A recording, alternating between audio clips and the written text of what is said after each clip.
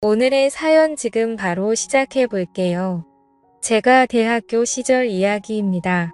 당시 제가 살던 곳이 지금은 땅값도 올랐고 아파트가 들어섰지만 그 당시에는 그냥 서울 구석탱이에 있는 평범한 동네였습니다. 저희 집은 근처에 대학교가 있었고 한옥 모양 단독주택이라서 동네에서 그 한옥집 하면 다 알 정도로 유명한 집이었습니다.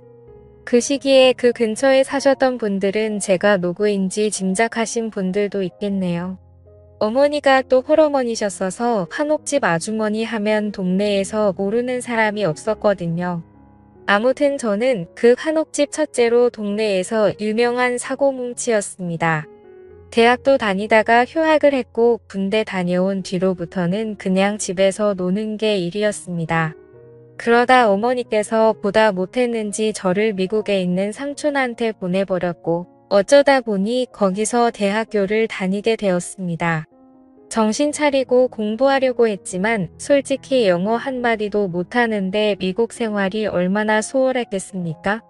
결국 거기에서 만난 한국인 유학생들하고 사고만 더 잔뜩 치고 다니다가 결국 학교에서 쫓겨나게 되었습니다. 미국은 학생들이 가망이 없다 싶으면 아예 내쫓아 버리더라고요. 그래서 결국 3년 만에 그렇다 할 졸업장 하나 가져오지 못하고 귀국하게 되었습니다. 집에 들어가면 그래도 3년 만에 보는 아들인데 반갑다고 보고 싶었다고 좋아하실까? 아니면 정말 어디 뭐 똑바로 할 줄 아는 거 하나 없다고 그나마도 비싼 돈 들여 유학 보내놨더니 학교 잘려서 돌아왔냐고 욕먹고 두드려 맞을까? 이런저런 생각이 들어서 집에는 들어가지도 못하고 여행 가방 하나 들고 집 근처 전봇대 근처에 숨어서 들어갈까 말까 고민을 하던 차였습니다.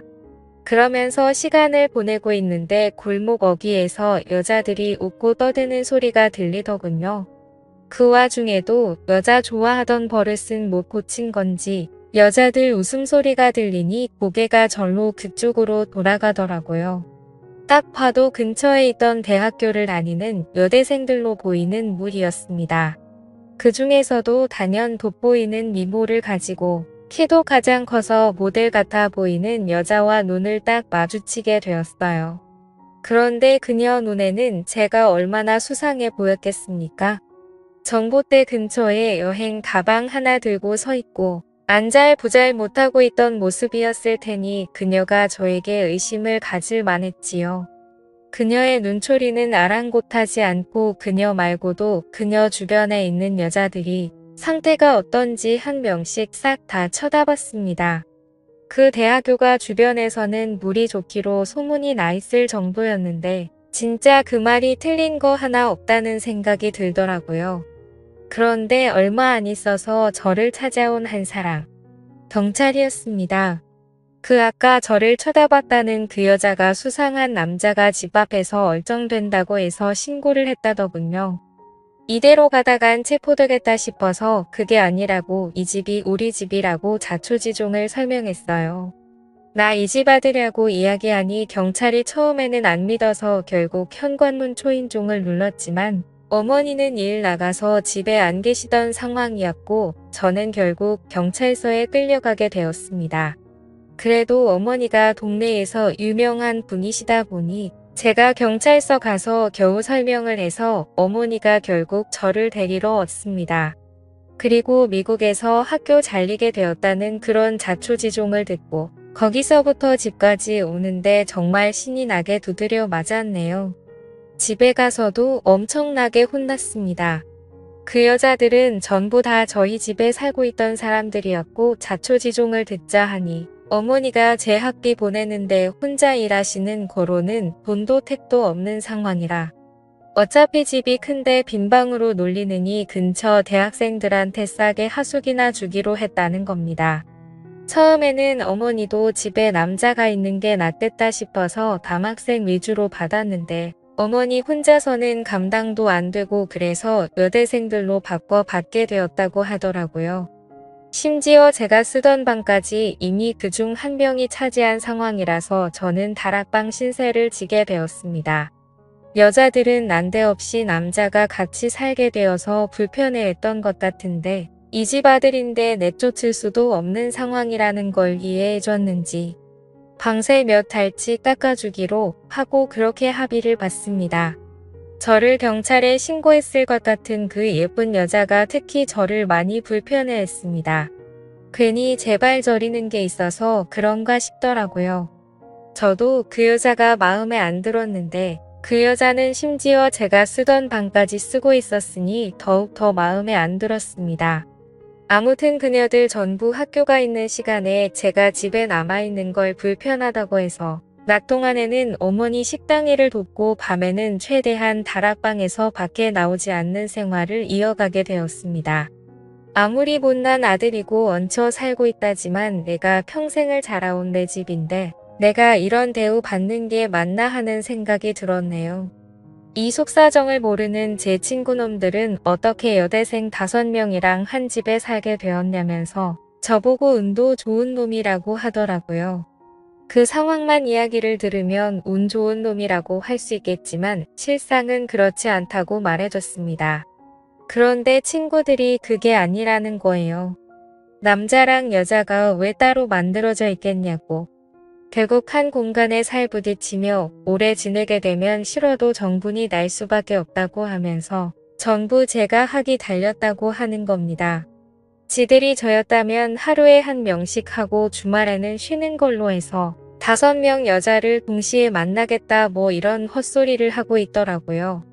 처음에는 이 자식들이 뭣도 모르고 남의 일이니까 그런다 했습니다. 그런데 저도 사실 노는 데는 일가견이 있던 사람이고 여대생이라고 해봐야 무슨 박사 준비하는 학구열 넘치는 타입도 아니고 평범한 대학교 다니는 학생들이었는데 제가 만나오던 여자들과 별반 다를 게 없었죠. 거기에 매일 반복되는 하루에 지쳐 있는지 새로운 자극이 필요한 듯 보이더군요. 제가 일부러 멀리까지 가서 미국에서 유학하던 시절에 마시던 술 같은 걸 공수해왔습니다. 그때는 데킬라가 유행이어서 레몬도 사놓고 소금도 사놓고 해서 일부러 여자들 다 학교 끝나고 와서 저녁 먹는다고 부엌에 모이고 그럴 때를 노려서 그녀들 앞에서 데킬라나 한 잔 마셔야겠다 하고 어떻게 마시는지 보여줬지요. 손등에 소금을 좀 털어놓고 술 한 잔 마시고 소금 먹고 잘라놓은 레몬 먹고 여자들이 그 모습을 신기하게 보더라고요. 그러니 여자들이 자기도 한번 마셔봐도 되냐고 자기도 마셔보겠다고 하면서 저한테 친한 척을 하더라고요. 그때부터 밤에 어머니 주무시면 몰래 그녀들하고 술도 마시고 친해지게 되었습니다. 생각을 조금만 바꾸니 어디 멀리까지 안 가도 이렇게 예쁜 여자들이 한 지붕 아래 사는데 친구들 말대로 제가 무슨 복을 받은 건가 싶더라고요. 저에 대한 경계심이 조금 흘러지고 나니 뭐 의자가 뻑뻑하다 서랍이 잘 안 열린다 하면서 사소한 것도 저보고 해달라고 하면서 저를 방으로 끌어들이니 친구들 말대로 하루에 1명씩 돌아가면서 하고 주말엔 쉴 수 있겠다 하는 생각도 들었습니다. 애인이 동시에 4명이 생긴 것 같았어요. 그중 도무지 가까워질 수 없는 사람이 있었으니 그게 바로 그 중에서도 단연 가장 예쁘고 도도한 저를 경찰에 신고해버렸던 그녀였습니다. 사실 아쉬울 건 없었어요. 굳이 그녀가 아니더라도 다른 사람하고 이틀을 하면 되는 거 아닌가 싶었고 남은 4명도 그녀에 비해서 조금 덜 예쁘다 뿐이지 어디 가서 미모가 빠지는 사람들은 아니었거든요. 그런데 제가 그녀들하고 이렇게 번갈아 가면서 놀아나고 있는 가운데 그녀는 저를 마치 쓰레기 보듯이 콧방귀를 기는 모습을 보니까 그때부터는 오기가 생기기 시작했습니다. 어떻게든 그녀를 한번 넘어뜨려 보고 싶어서 말이지요. 제가 지내던 다락방이 사실은 제가 쓰던 방. 그러니까 지금 그녀가 지내는 방하고 이어져 있는 구조입니다. 계단 출입구가 지금은 어머니 방 쪽으로 새로 나 있긴 하지만 하숙집으로 개조하는 과정에서 방 하나 더 어떻게 해보겠다고 억지로 개조를 하셨던 겁니다. 그런데 누가 같은 돈 내고 여름엔 덥고 습하고 겨울엔 추운 다락에서 지내고 싶어 하겠습니까? 그래서 그냥 창고처럼 쓰고 있다가 제가 거기서 지내게 된 거죠. 그녀 쪽에서 통하는 문은 다락방 안쪽에서 막아놓기는 했지만 대충 경첩을 걸어놓은 거라서 쉽게 뜯어낼 수 있었습니다. 낮은 계단을 통해 그녀 방 쪽으로 나 있는 문을 여니 그 문과 계단 쪽을 해서 그녀가 옷장처럼 쓰고 있더군요. 조심조심 지나와서 그녀의 방 안에 들어갔습니다. 적을 알고 나를 알자는 생각이었지요. 그녀에 대해 제가 조금 더 잘 알게 된다면 그녀를 더 쉽게 꼬셔낼 수 있지 않겠나 하는 생각이었습니다. 제 방의 흔적은 그대로인데 제가 쓰던 책상과 침대도 그대로인데 방 안에 있는 소품들의 종류나 위치만 살짝 바꿔도 남자 방에서 여자 방이 되는 건 순식간이더군요. 향기도 괜히 좋은 향기가 나는 것 같더라고요. 그 중에서도 가장 예쁜 그녀였어서 그런가 점점 그녀를 향한 제 마음이 커져가기 시작했습니다. 다른 여자들한테 느끼던 그런 감정이 아니라 그녀와는 연애까지 해보고 싶더라고요. 그녀가 학교에 가 있을 시간에 계획을 하고 내려온 건데 난데없이 문이 벌컥 열리더라고요. 그녀가 과제해 놓은 걸 두고 나와서 학교에서 집까지 가지러 온 상황이었고 문은 밖에서 잠겨 있는데 방 안에 서 있는 저를 보니 그녀는 얼어붙어서 말도 못하고 있었습니다. 그녀가 소리를 지르지 않을까 그녀에게 바짝 달라붙어서 그녀에게 소리 지르지 말라고 빌었습니다. 이미 그녀 때문에 경찰서도 한 번 다녀왔는데 이번에는 경찰서 다녀오는 걸로는 끝나지 않겠다는 생각에 두근두근했습니다. 그런데 어이가 없는 게 오히려 그녀는 이런 스릴 있는 상황을 즐기더라고요. 오히려 그녀는 저의 이런 행동에 더 강한 매력을 느꼈던 것 같습니다. 상황이 주는 스릴감 같은 게 있잖아요. 그 후로 그녀는 정말 두 눈에 보이는 게 없는 것 같았습니다. 어찌 보면 그동안 술 한잔 같이 먹이며 잠깐씩 시간을 즐기던 같이 사는 그녀들은 정말 아무것도 아니었어요.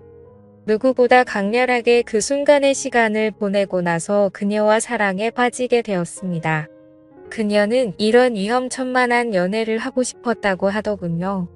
유치원 선생님이 장래 희망인 여자의 또 다른 면모를 본 것 같았습니다. 오히려 제가 그녀 방의 문을 뚫고 쳐들어온 게 그녀한테는 더 자극적이고 새로운 충격이었던 거였어요. 하지만 그녀는 한 발 더 나아가서 같이 사는 사람들한테는 우리 사이가 아직도 서로 쌀쌀 맞은 상황인 걸 유지했으면 좋겠다고 제안을 하더라고요. 어차피 다락방의 통로를 통해서 방 안에 드나드는 건 자유자재였으니 밖에서는 앙숙인 척하고 밤만 되면 신혼부부나 다름이 없었습니다. 그녀와는 그렇게 1년을 더 지냈습니다. 그녀가 학교를 졸업하게 되면서 하숙집을 떠나게 되었는데 그때서야 그녀는 그동안 숨겨왔던 마음을 고백해 왔어요. 졸업 후에도 계속 만나고 싶다고 하면서 말이죠. 그래서 그때는 비밀스러운 만남을 유지하면서 사실은 서로 앙숙처럼 행동하던 관계였는데 지금은 상황이 비슷하지만 다릅니다.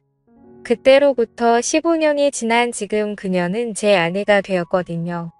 지금도 앙숙 같은 관계는 여전하지만 우리가 부부라는 걸 사람들이 다 알고 있으니 말이지요. 오늘의 사연은 여기까지네요. 긴 사연 끝까지 들어주셔서 감사합니다.